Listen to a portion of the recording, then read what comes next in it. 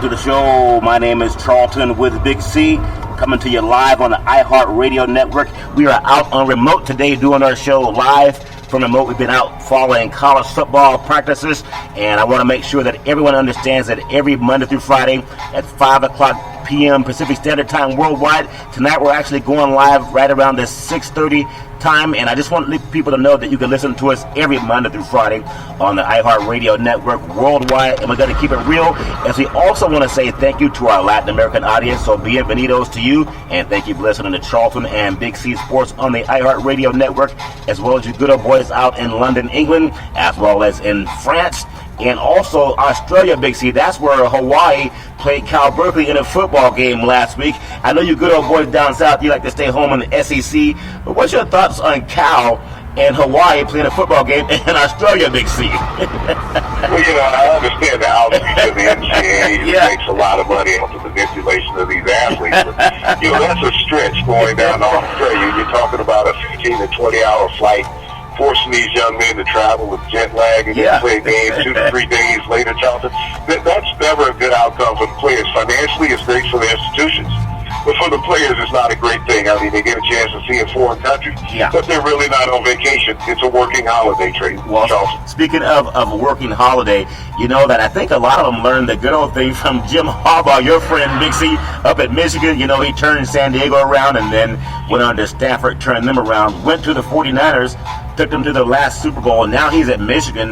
They had a great season last year beating Florida, and now he has everyone thinking they need to get outside of their own territory at Big C. So that's what Cal Berkeley and also the University of Hawaii did. But I also want to just tell you that this segment is sponsored by your Northern California Cadillac dealers, home of the all-new Cadillac Escalade. You can only get it there brand new, the standard of the world. And when you go down to test drive it, tell them that Charlton and Big C sent you. Now, if you're driving the one that has mud on the flaps and also some mud in the carpet, that's probably the one that Big C exchanged in. Big C, how's it going for you good old boys down south, Big C? Well, Charlton, this was one of those days that I felt like venting, but went to open up the windows. And it was raining like crazy, so I couldn't vent the way that I wanted to vent. The thing that has been on my mind more than anything is this Colin Kaepernick charade through the media. Here's the media using Colin Kaepernick as an scapegoat for America's problems. But Colin Kaepernick, Charlton, is biracial. His mother was white, his father was black. His biological parents. And that's a no-no to you good old boys in the South, from what I understand, Big C. Is that still against the law for you good old boys down south, Big C? But it's one of those things that's slowly changing. And but I heard a sportscaster last week, Rodney Harrison. Former NFL player for over a decade, retired with the New England Patriots after a couple of Super Bowl rings, started his career with the San Diego Chargers. Been working on Sunday Night Football, along with the great coach Tony Dungy. And I can't think of the other guy's name. Is it Dan Patrick? I think it's Dan. Oh, Collinsworth. Dan Patrick. Dan Patrick. I'm sitting around and I'm listening to Rodney Harrison saying he didn't even realize Colin Kaepernick was black. He's either blind or he's a liar. One of the two. Maybe he needs glasses, Big C. He might just need glasses, Big C. Well, no, he's either blind or he's a liar. Charlton, he's been calling football games for the past 3 or 4 years on NBC. He's been watching Colin Kaepernick. He has seen him in the studio show, Charlton. He has played many of his highlights. So to sit there and say he doesn't know the ethnicity of a player, like I said, he's either blind or he's lying. You choose whichever one. That's national media. They have a thing that they do on that. But Rodney Harris, like I said, Colin is not the spokesperson. Colin did not blow up the Edward R. Murrow Center in Oklahoma City a couple of decades ago. He did not go into Aurora, Colorado and shoot up a movie theater, Charlton. He didn't go to Newtown and shoot up a grammar school, Charlton. But, they make it an outlash like he did those things all combined into one, Charlton. You talk about this saying he disrespected and denigrated the flag. No, he did not. He sit down on a bench quietly. He didn't draw any attention to himself. The national media is drawing all the attention to Colin Kaepernick. That's true. Now, down here in the South, Charlton, 9 states that still to this day fly the rebel flag. The University of Mississippi, it's their emblem, Charlton. The rebel flag. But yet we talk, the United States and Congress and everybody else is talking about how detrimental the name Redskin is. To a nation of people and they want all sports teams to abolish the name Redskin. Yeah. But it's okay to fly the rebel flag and stand for what it stands for. And it was a separation of America, what that flag stood for, Charlton. Yeah. Not a coming together of America, but a separation. Colin Kaepernick has kindly and politely and quietly asked that we stop. Yeah. That we stop the violence against everybody. Yeah. Not just blacks, but everybody. Well, Big C. He didn't go out and take a platform, Charlton. He didn't call a news conference. Yeah. The news made him the conference, Charlton.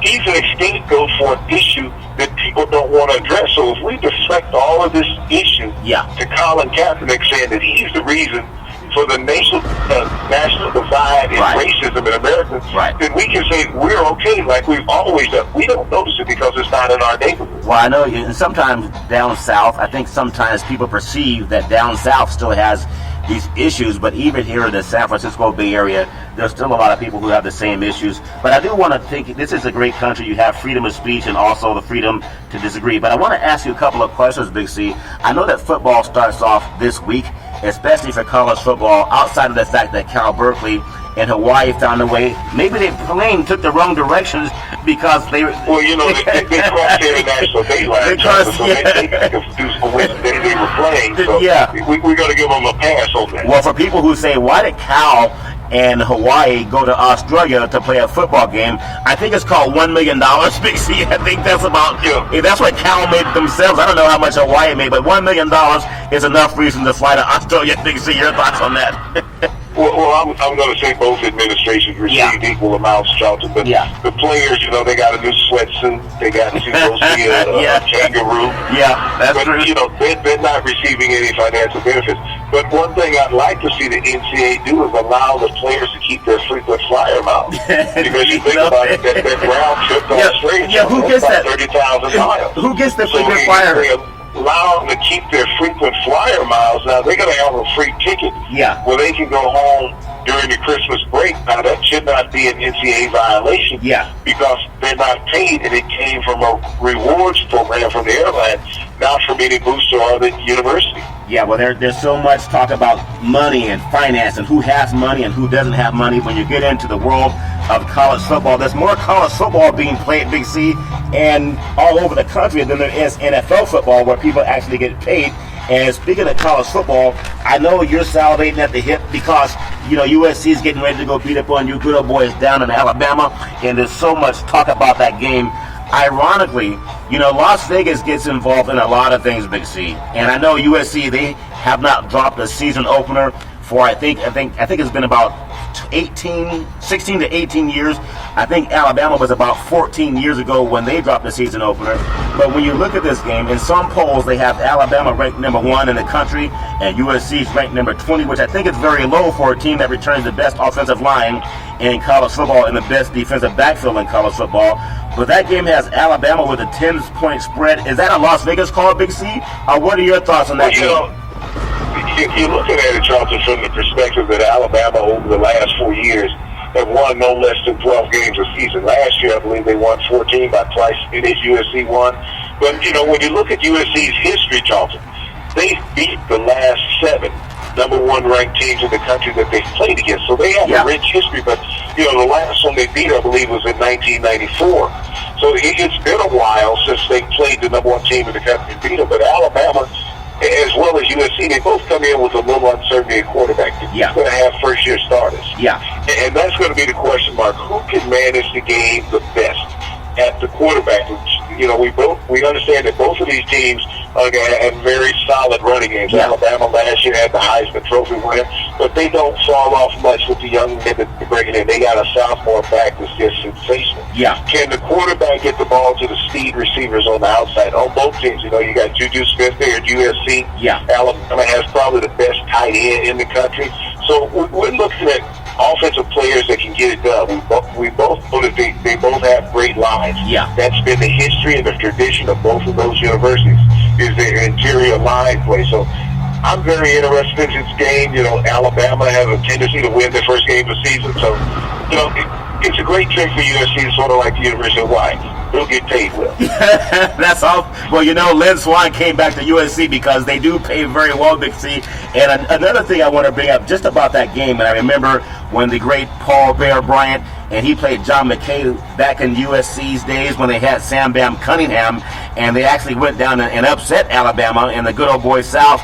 And that game, it prompted Paul Bear Bryant to start recruiting the African-American athletes. A lot of people may not know that. They haven't played in about 30 years. But there were no African-American athletes at Alabama until USC went in there and beat them. And that made the great Paul Bear Bryant say, I got to get me some of these guys, Big C. So he loves those guys that have that big bronze tan look, Big C, that run the 40 and about 4.3. Is that what he was trying to do, Big C? Well, Charlton, he changed the complexion of college football. No pun intended. And ironically, the first player that he chose was a young man named Sylvester Croom. Yeah. Sylvester Croom went on to become an assistant coach at Alabama, and also the first black head coach in the SEC when Mississippi State hired him as their first black head coach. Yeah. So a lot of things came historically from that game. Alabama played against a university that had been interracial for a long time, playing African-American players. USC dominated that game from the most dominant team in the South. Yeah. We had only white players. Sam Bam Cunningham, 139 yards and 4 touchdowns in that game. Yeah. You also had Vince Evans playing in that game, a quarterback, an African-American quarterback that they had not seen at Alabama. Yeah. Also, you had a great defense that was called the Wild Bunch at USC. Yeah. And that was their nickname. And these guys, they had Richard Woods, who was an all-pro middle linebacker, number 1 draft pick of Tampa Bay Buccaneers, but they had some great players on that team. So Alabama at that time, along with Paul Bear Bryant, saw that the African-American athlete was a superior athlete, and they needed them to perpetuate their program. But USC has stayed consistent about them letting all players play, whether they're African-American, whether they're Tongan, whether they're Hawaiian, whether they're Hispanic. I mean, you think about the great Anthony Munoz, one of the great offensive linemen in the history out of college football and NFL, a Hall of Famer. Yeah. Hispanic offensive lineman. So, USC has done this over the decades. And like I said, Vince Evans, an African-American quarterback, spent, some 16 years in the NFL playing professional football, got his start at USC. So USC has paved the way for a lot of universities to understand that diversity is the way to go. Well, that's very true. Speaking of diversity, tonight's segment is also sponsored by the California Lottery. What could a buck do for you, Big C? I'm telling you, that Powerball, I could really use it. I'm like Joey Bosa. It's only like $150 million, Big C, so I could use that money. And also the Mega Millions, also about $89 million, and that's on Friday. So thank you, California Lottery, for supporting Charlton and Big C Sports. Another good game, Big C. This is almost like the bowl season, and it rarely happens in college football where so many top teams will play each other in the first part of the season. And I know you're very excited about UCLA. 2 teams from California getting on airplanes flying to the Southwest to play in the great state of Texas. UCLA, they're going to be at another SEC team, and they're playing Texas A&M down at College Station. They're expecting over 120,000 fans at the game, Big C. Your thoughts on that? Well, Charlton, when you look at this opening week of college football, and you got UCLA playing Texas A&M, there has never been a more exciting week of college football opening up. So many top-ranked teams, Charlton, that will be eliminated from the national championship race in the first week. Yeah. So that's how important this first week is. And like you said, this is really the bowl season. It's like the bowl season. At the beginning of the season. Yeah. And when you look at UCLA, they have Jeff Rosen, true freshman last year at quarterback, that no one took the chance on, and this guy delivered, Charlton, about 3,600 yards as a true freshman, 27 touchdowns. And you think about his numbers, Charlton, were better than Carson Wentz, the second overall draft pick of the Philadelphia Eagles. Yeah, the Eagles. So this young man has really a lot of upside as far as what he can do. And starting in the Pac-12 as a true freshman, dealing with the pressure of the great defenses, because Charlton, he faced people every week. Defensive line, linebackers, and defensive backs that were going to be playing in the NFL. Well, when you talk about a young man who's ready to take it to the next level, I really like Rosen's chances this upcoming season, even as a Heisman candidate, Charlton. Oh, yeah. When you think about him, too, he was even considered a better quarterback than Goff, who was taken out of Cal Berkeley. Another great game. You know, we talked about USC and Alabama. That's actually a 10-point spread for Alabama in that game. Now, ironically, UCLA, which is great. Good to get USC. Okay, well, we got to bet some moonshine on that game, Big C. But another SEC team in Texas A&M, they actually favored by 3 points at home versus UCLA, which is actually ranked higher in the poll. So that's going to be a great game. And also the pollsters have a close eye on that. Another game that might turn out a lot of interest, even though last year it was a blowout, Big C. You have the great Notre Dame taking a flight down to the great state of Texas. And what is it about Texas getting all these great football teams? Where are they putting that oil money that Jerry Jones has, Big C? I think they're getting paid more than money. Maybe they're giving them oil to come down to the great state of Texas. But they're playing. Well, you think about it, Charlton, when you look at College Station where UCLA is going to play. Yeah. Texas A&M seats 120,000. Wow. 120,000. And they still can't pay the players, right? They still have no money for the athletes. Austin with Notre Dame. Yeah. That stadium in Austin seats 105,000 people. Wow. So just between those two games, and then you get Texas Stadium in Dallas where they expect anywhere from 90 to 100,000 people being there. So you're talking about a 3-game run, Charlton. Yeah. Well in excess of 300,000 college football ravenous fans in the state of Texas. Yeah. They're going to be accumulating down there, running through those great cities. Well, but, you know, you think about these games, and you just got to be excited about them. Charlton. Yeah, very excited. And actually, Big C, Notre Dame is actually a favorite by 3.5 in that game. Now, the over-under is 60, which is very high for them. They only be favored by 3.5. I think last year they won 40. They scored 40 last year in Texas. If they have the over-under at 60 this time, and they only have a 3.5-point favorite, they're thinking they're going to be a lot more scoring in this game. So I know Texas, they're breaking in a new quarterback, but it should be a great premiere for Charlie Strong down there. I think the game that could be even the number one game, Big C, is you have Florida State. I know you're very high on Florida State, and they're playing Ole Miss. Ole Miss beat Alabama the last 2 times they played, Big C. But I'm telling you, Florida State has a great running back down there in the ACC. Your thoughts on that game? Well, you know, you talk about that running back. His name is Dalvin Cook, Charlton. Yeah. Everybody in college football remember Derrick Henry won the Heisman. Leonard Fournette was the front runner. But Dalvin Cook was probably the best runner in college football. Now, he missed 2 games during the regular season last year for injuries. Yeah. But, Charlton, he averaged 7.4 yards a carry.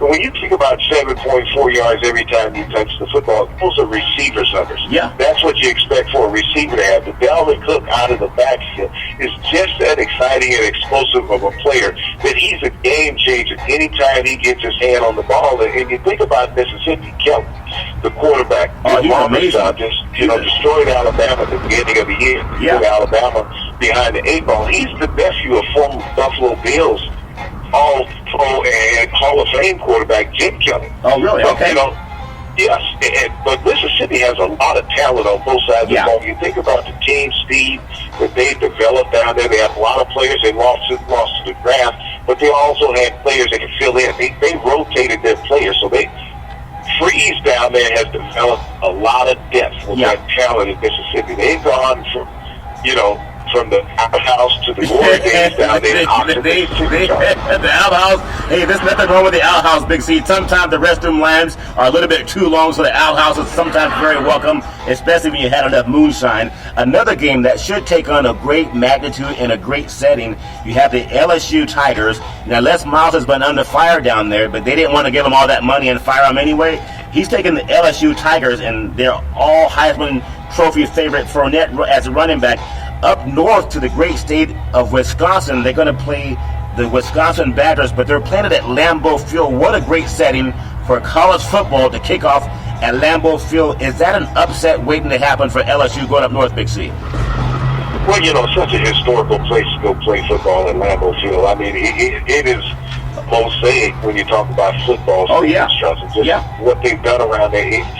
When you walk up, your arse struck at Lambeau. It's just a beautiful facility.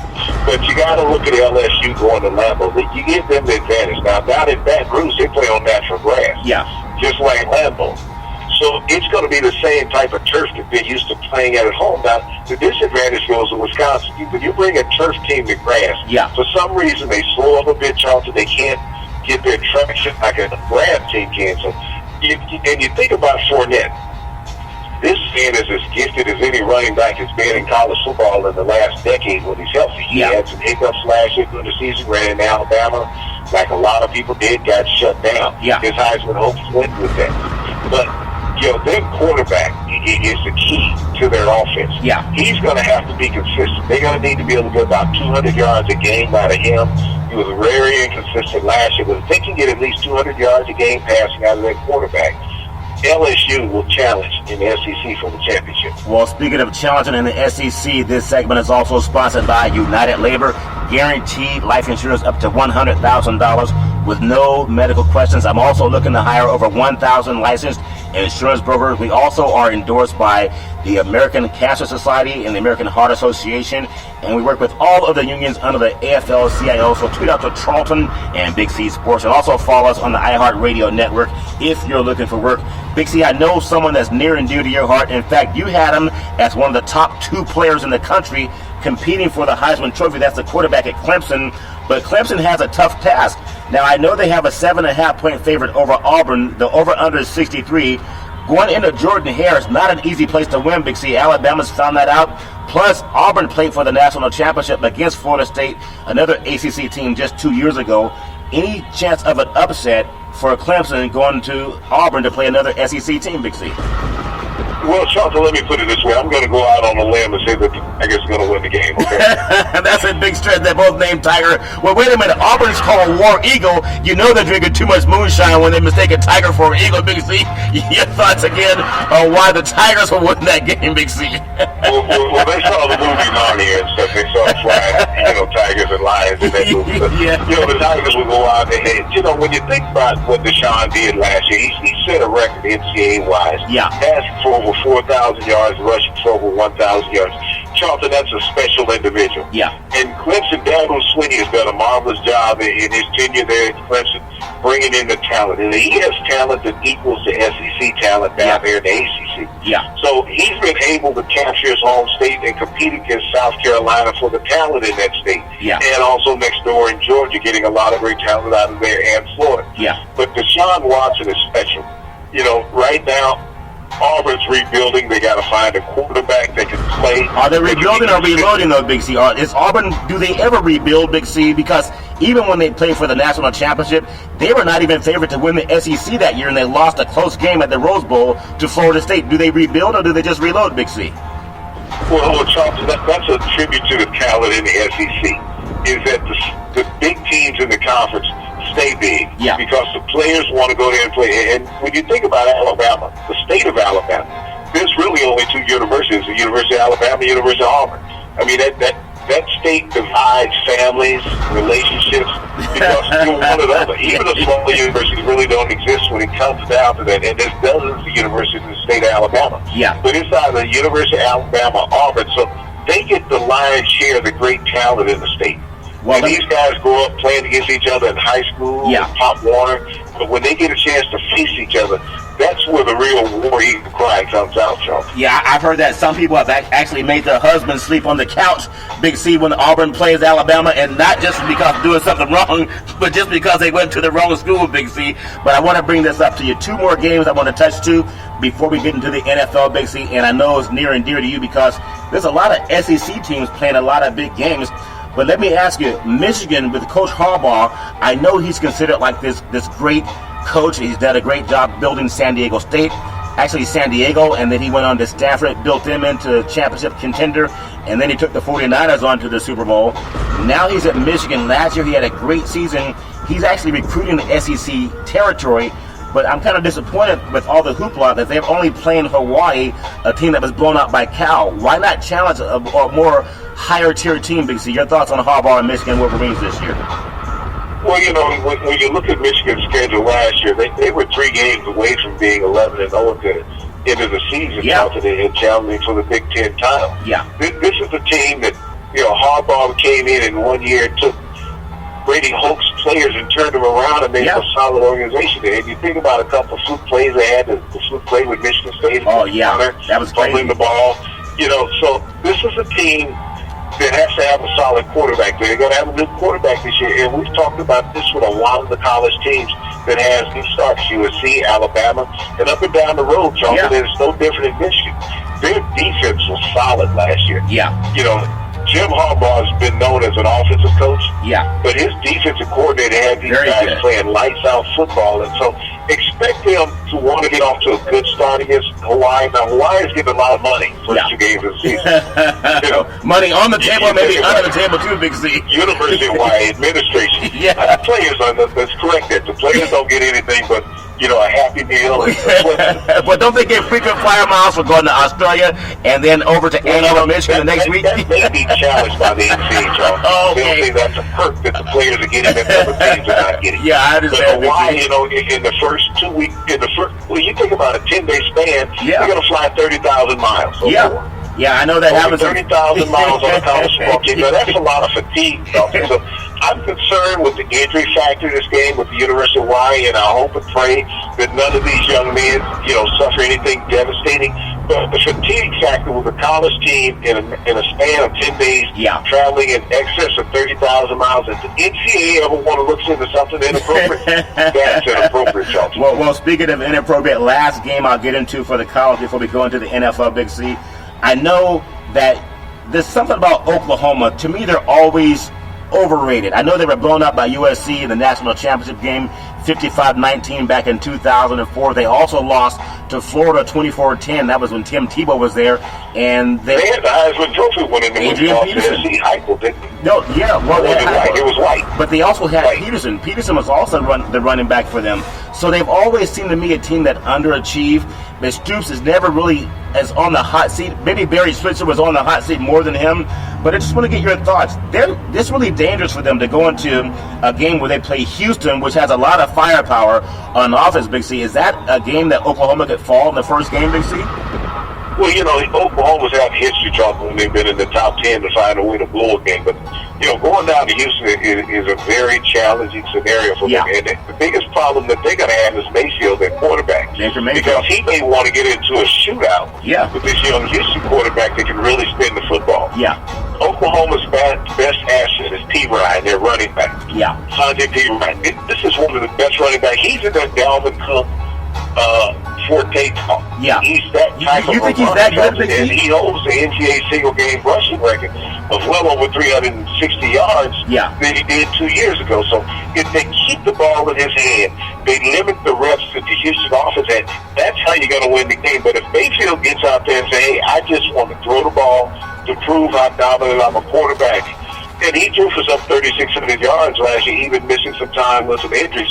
So we know his ability. He started out at Texas Tech before he transferred to Oklahoma. So he grew up in a throwing program, and he brought that throwing program to Oklahoma. But you got to rely on Sanjay P. Ryan, one of the top 3 to 5 running backs in the entire nation, Charlton, on the college level. Let him carry the mail for you. Well, Big C, speaking of carrying the mail, I want to say something before we transition into college football. And from college football over onto the NFL. Number one, this segment is sponsored by One Life America Life Insurance. We're the leaders in the country when it comes to final expense.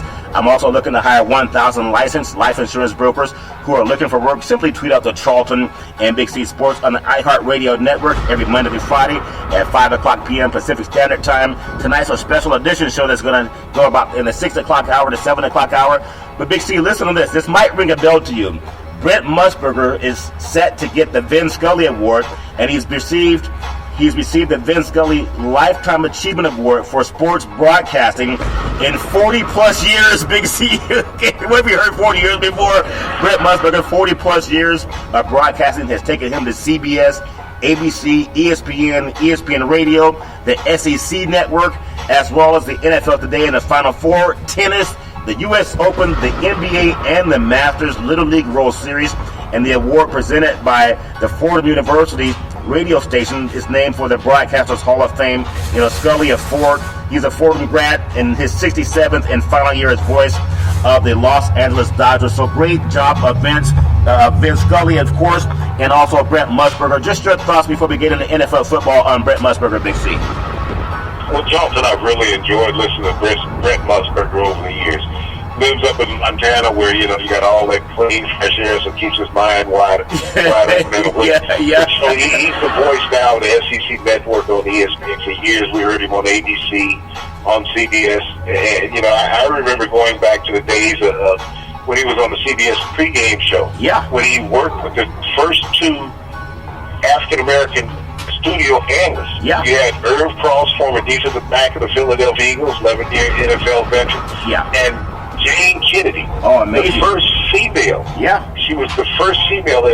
She was African-American to co-host a sports show, an NFL show. Yeah. Long before these people at ESPN and Fox and all these other networks came along, Jane Kennedy, an African-American woman, was the trailblazers for females being able to do professional sports jobs. Well, speaking of that, we also want to wish Craig Sager, sportscaster, well. He's had his third marrow transplant, so we wish him very well. Does a lot of great work, Craig Sager does, for TNT covering the NBA, and we wish him nothing but the best. So keep fighting and don't give up, Craig. Also, Big C, as we transition into the final segment of the NFL, I know there's a lot of things happening as we do this live, so there's some people cheering in the background as well. But the NFL preseason is ending tonight as we get into the regular season. They're all playing their games on Thursday. Just want to get a few thoughts from you on some of the games coming up. We have Philadelphia playing the New York Jets. Atlanta's playing Jacksonville. Miami's playing Tennessee. But the New York Giants, they haven't looked very good. They're playing New England. Tom Brady's playing that game. But there's been a little friction in New York because they got rid of their great coach, and they keep trying to build it around Manning, but he hasn't looked that good in the last couple of years, Big C. Your thoughts on that game, New England and the Giants? Well, Tom Coughlin is the winningest coach in Giant history. They felt it was a time for a change. But you think about it, the Giants haven't done anything since they beat the Patriots in the Super Bowl some 5 years ago. On a lucky catch. Eli Manning twice during his stretches led the NFL in interceptions, so you can't say it's Tom Coughlin. He's had a bevy of great receivers. Yeah. When you think about Victor Cruz, Odell Beckham, I mean, he's had all-pro receivers, but he has not been able to get the job done. So, other than blasting Manning, you try to lay the blame somewhere else. You got the guy making $120 million, so it can't be his fault. So no, never. Yeah. Well, I think you think about that, they got rid of Coughlin because they don't want discipline with these young men nowadays. Another game you have Detroit. They're a 3.5-point favorite over Buffalo. I really like the young Buffalo quarterbacks, especially Cardell Jones out of Ohio State.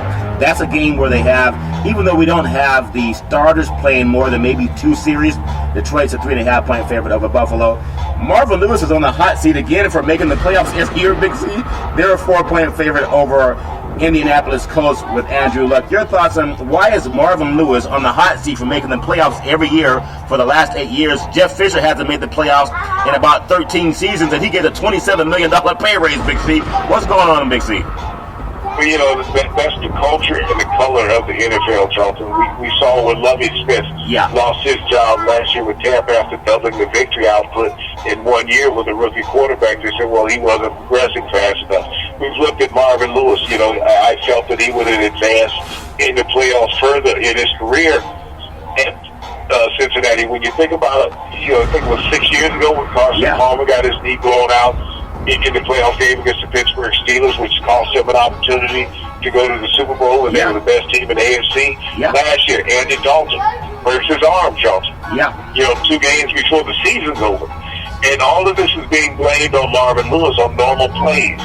But, you know, to get a team consistently to the playoffs, it is a huge feat in the NFL because you got to realize there's 18 teams sitting at home that's not making it. Well, maybe. So what Marvin is doing is astronomical, but he's an African-American coach, and if you're a white coach with the victories that he has, you're getting a pay raise and a contract extension. Well, you think about Jeff Fisher, coach of the LA Rams. He had, in 21 seasons, had 6 winning seasons in 21 seasons. That means 16 losing seasons, and that's worth $27 million. A guy who makes the playoffs 8 years in a row, they want to fire him. I don't care what color you are. If you're not drinking too much moonshine, tell me how that makes sense. Also, Big C, I know one of your favorites, Carolina Panthers, Cam Newton, they're playing against the Steelers and Roethlisberger. That could be a preview of the next Super Bowl, Super Bowl 52 down in Houston. Your thoughts on Carolina and Pittsburgh as they start to shake down? They're going to make their final cuts after this game, Big C. But what are your thoughts on Carolina and Pittsburgh for this year, Big C? Well, Antonio Brown was just taken care of by the Pittsburgh Steelers. They paid the top wide receiver in the NFL the money that he deserved based on his performance level. Led the league in receptions last year. you know, but there was a point today, Charlton, where they had an interview with Cam Newton, which I was appalled about. Yeah. They want Cam Newton to answer questions about Colin Kaepernick because he's an African-American quarterback. He should know exactly what Colin Kaepernick is thinking. These two young men grew up in two separate parts of the country. Yeah. Cam Newton grew up in the Atlanta area. You know, not Cam Newton, but Colin Kaepernick grew up in the Central Valley in California. Two different backdrops. Yeah. But, you know, why did you ask Cam Newton questions about Colin Kaepernick? Yeah. Why didn't you ask Andrew Luck? He went to school in California, close to Nevada. Yeah. You know, why did they talk to him about that scenario? Why didn't they ask Aaron Rodgers? Yeah. He went to school at Cal. He understands the California backdrop.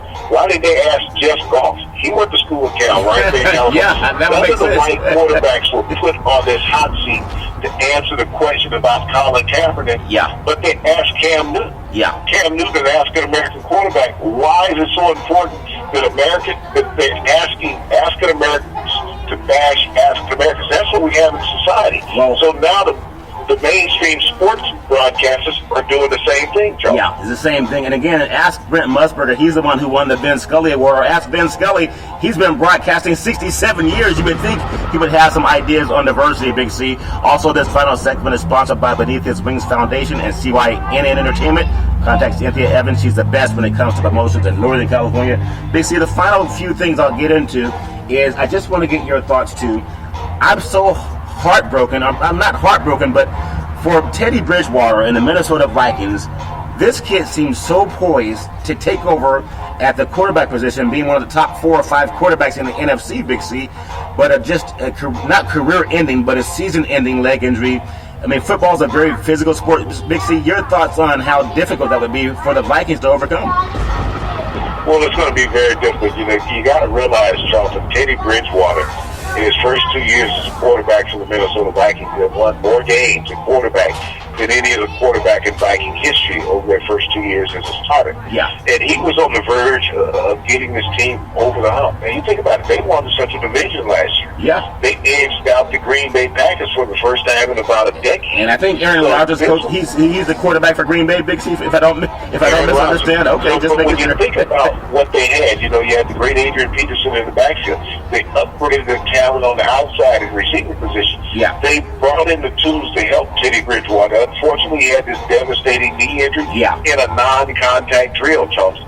They got Sean Hill, who's the backup. You know, his best season was with the Rams when he played with the Rams when they were in St. Louis, where he had 8 starts. Yeah. That's been his best season in the NFL, is an 8-start season. So he's not a quarterback who will go the distance, but he's capable. Minnesota has plenty of weapons around there, and like I said, Bridgewater was the key to that offense. He had become the vocal and the total leader of that offense, even though you had Adrian Peterson. Yeah. He took a back seat to Teddy Bridgewater. So this is a devastating injury in Minnesota in many ways, not just physically, but mentally, Charles. And also speaking of physically and mentally, and you know, when Adrian Peterson tore his knee, a lot of people thought his career was over, but he came back stronger than ever. And I'm hoping, Big C, that Bridgewater has the same kind of result. The last few games will go over, Big C, in this extended September the 1st broadcast of ours. The Kansas City Chiefs, they're playing the Green Bay Packers. We were just talking about Aaron Rodgers, and you know the Chiefs and Smith hasn't had the same kind of success that Aaron has had, but he's guided Kansas City very steadily since leaving San Francisco. Kansas City's a 3.5-point favorite over Green Bay. But just your thoughts on what are you expecting to see in the regular season with Kansas City and also Green Bay as they push for the playoffs, Big C? When you think about a little over a decade ago, Charlton, these 2 quarterbacks were the only 2 quarterbacks taken in the first round of the NFL draft. Alex Smith taken number 1 overall by the San Francisco 49ers. Aaron Rodgers falling down to about, I believe, the 24th position with the Green Bay Packers. And so both of these quarterbacks have different paths to success. Alex Smith last year took Kansas City on an 11-game win streak. You know, but the key to the team this year, Charles, is they're getting back Jamal Charles. Yeah. Jamal Charles is coming off his second ACL surgery, and what we're talking about with Teddy Bridgewater. Yeah. And for a running back, normally that's been devastating. And Jamal Charles since 1970, the merger of the AFC, NFC, he's had the best yard per carry rush in NFL history at 5.4 yards per carry. He's amazing. So when That's amazing when you think about a running back every time he touches the ball, and every 2 times he touches the ball at the first down. So if they can keep him healthy, if they can get him back on track, Charlton, it's going to be a tremendous help to Alex Smith. Now, when you look at Green Bay, Jordy Nelson has not come back fully this year, even though their running back, Eddie Lacy, has lost about 20 pounds. But Jordy Nelson has been the key to Green Bay's success. And so to have those capable wideouts, remember they brought in James Jones last year when Jordy got hurt. But Jones retired. So if Jordy Nelson doesn't get the job done, can Cobb step up? Can Adams, a second-year receiver out of Fresno State, can he get the job done? Aaron Rodgers is going to have a lot of work on his shoulders. Also, Charlton, Julius Peppers and Clay Matthews and Harrison also by the NFL for any PED allegations from Alizé. There was not enough evidence against them and also James Harrison to pursue the case anymore. I commend the commissioner on that, but I believe that comes on the heel of him letting Peyton Manning off the hook also, Charlton. Well, speaking of letting off the hook, I want to ask you the final 2 games, Big C. The Raiders, they're playing Seattle tonight at the Coliseum. Only a 1.5 point favorite. You know, Russell Wilson has just done everything right as a quarterback guiding the Seattle Seahawks under the great Pete Carroll. And I know that when you look at the Raiders, they have everything in line, it seems, to at least challenge for the AFC West Championship. I know Carr's going to have a great season, threw for nearly 4,000 yards last year. They have Crabtree as a go-to guy. And I just want to get your thoughts. The Raiders haven't looked that great this year, Big C. Jack Del Rio has a lot to be maybe excited about, but also a lot to be concerned about. Your thoughts on the Raiders in Seattle, Big C? Well, they brought in a lot of new players, Charlton, on both sides of the ball. The Raiders haven't picked up their running game with Murray here in the preseason. And that's been a problem. You know, last year, Amari Cooper dropped a lot of easy footballs, and you can't have that from a guy that you expected to be your top wideout. So, but defensively, you know, you got Khalil Mack, brought in Cliff Averill out of Seattle, who's a tremendous pass rusher. They just got to absorb that secondary, and they haven't played the way they expected from the back end, and that's been their Achilles heel. But you talk about Carr, very capable as a young quarterback, put up good numbers. But he's going to have that supporting cast, Charlton, to substantiate what he does. Last question for the NFL, Big C. And I know he's one of your favorite quarterbacks, but when you look at the Arizona Cardinals, they're playing Denver. We know Elway has some decisions to make. They were trying to get Colin Kaepernick to come. They had to let Osweiler go down to the great Houston Texans. Manning retired. But Carson Palmer's last game against Carolina in the NFC Championship game didn't look very good, but he also had a broken finger, or at least a banged-up finger on his throwing hand. But Carson Palmer, what are your thoughts on him? He had a bad game against Houston in the preseason, threw a couple of picks, made a couple of bad reads. Just your thoughts on Palmer. Could this be his final season, Big C? And then how you look at Denver coming in with a new quarterback? Well, you never know when a quarterback or any player's final season is, Charlton. Carson Palmer has been a constant professional. I mean, he had a low point in his career when he was with the Raiders for a couple of years, but ever since he's been with the Cardinals, they've gotten better and better. Bruce Arians has put a great supporting staff around him. As I said, a triplets and wide receiver that can run in, a young running back, Johnson, that can get him some yards. The offensive line is solid. I think in their second year playing together this year, they'll be much better. But Carson Palmer can read a defense. You know, we see these things occur in the preseason, and we challenge and question what's wrong with a player. They're not all in tune to it, because all the veterans that, you know, we've talked about, you know, even Bosa didn't want to play in the preseason. But some of these veterans don't want to be in preseason games. So let's just get to the regular season. When you come into an NFL training camp, you come in shape. You don't come in to get in shape. Carson Palmer just needs to get his timing down with his wide receivers. He'll be exceptional. You'll see him throwing the 4,000-yard range this year. They expect the Cardinals to be back in the same position that they were last year in the playoffs, challenging to try to get to the Super Bowl. Well, under Bruce Arians, you know he's definitely going to have that team ready. They always are, especially with their veteran leadership. So, Big C, as we talked about college football starting out, you know, Stafford's playing Kansas State at the Farm in Palo Alto on Friday, but a great weekend of college football. Also, NFL preseason's ending. I think there's about 1,100 players who are going to lose jobs because the NFL has to cut down, Big C. I just want to get you to wrap up on your thoughts, what you're looking forward to with college football kicking off. And then there's going to be a lot of guys looking for work in the NFL, Big C. Maybe they can work for Charlton and Big C Sports. Your thoughts on that, Big C? Well, Charlton, as we talked about, this is the most exciting opening weekend in the history of college football when you look at the level of talent. You normally don't see these type of games until you get to the bowl games. But the NCAA has gotten it right this year, allowing universities to make games that are challenging. Some teams will be knocked out of the national championship race, Charlton. Yeah. But I think it's about the fanfare that you're going to get. Fans really appreciate an outcoming like this. And so, you know, it's great for college football. It's great for college football in total. Yeah. You know, when you look at the NFL, and you just spoke about, there's going to be some 1,100 players unemployed by the end of next week. Yeah. That's a lot of jobs, Charlton. And there's no other industry in America that 1,100 people will lose their job in 1 week. And they know it's coming. Yeah, they know it's coming. People get blindsided losing jobs all the time, but this is an industry, professional football, where people don't understand the devastation mentally that goes on with a lot of these people. We're not talking about just rookies. We're talking about vested veterans who will lose their job. It'd be a devastating situation. You're going to have families who have to uproot, change zip codes, area codes. Yeah. And that's going to be hard on children and wives. But lifestyles will change this week with professional football players.